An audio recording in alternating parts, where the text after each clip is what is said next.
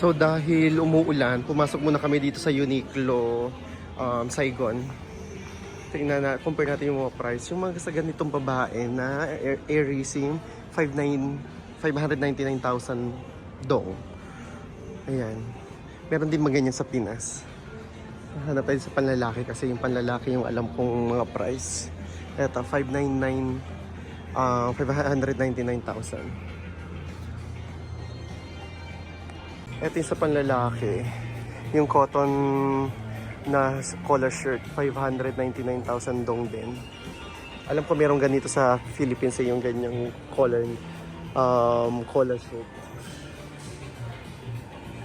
Ayan. Ito, same price. Ito, alam ko merong ganito sa Pinas. Alam ko 990 to sa atin eh. Dito 599 din. 599,000 dong.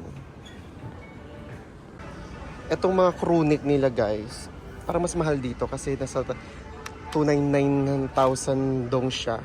Di ba pag to sa Philippines hindi sale to mga crew neck ay alam ko 590 yata yung price nito. So mas mahal dito.